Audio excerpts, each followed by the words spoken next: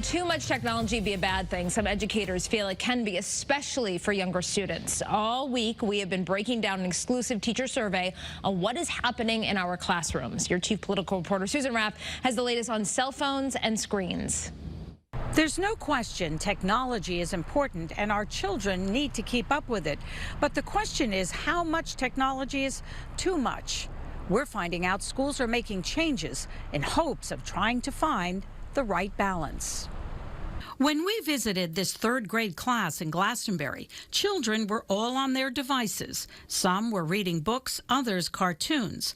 Technology is very much a part of their learning. Glastonbury's superintendent feels this technology may not be all that good, especially for younger children. Are you concerned about the effect that's having with all that screen time? So the answer is yes, we are concerned about it. If you read all of the literature, you see that the touch screens are probably the most addictive. Children are using iPads with touch screens, and that's what Dr. Alan Bookman believes can be addicting. In Glastonbury, changes have been made.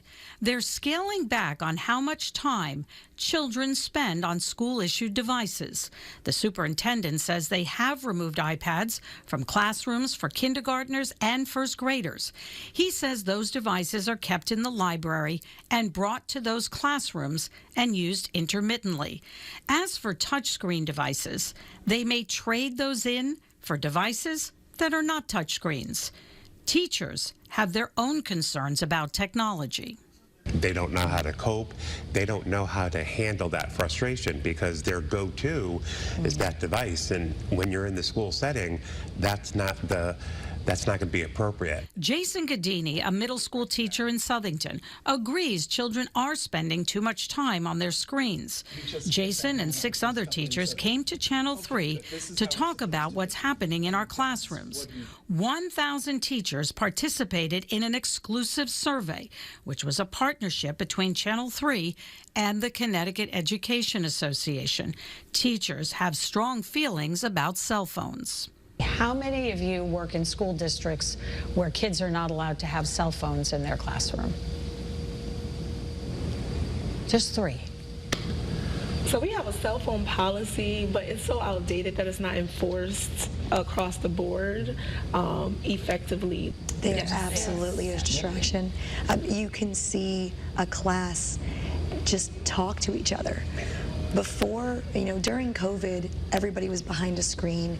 Everybody, had to learn from home, and then we slowly eased back into school. And the hallways were different. People looked down and walked, and they didn't talk. When teachers were asked what are some of the disruptions caused by cell phones in their school, an overwhelming majority said they cause distractions, as well as online bullying and loss of instructional time. They were also asked what they believe is the best policy for them and their students. A majority said cell phones should be prohibited during the entire day unless there are medical or assistive technology needs.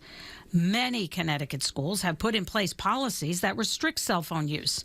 In Waterbury, they have yonder pouches. Students put their cell phones in them when they start school and can't use them until they leave school.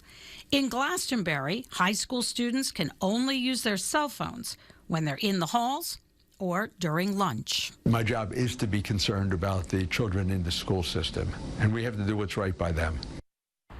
All week, we've been taking a closer look at education and what's happening inside our classrooms. We've also been exploring some of the challenges facing today's teachers.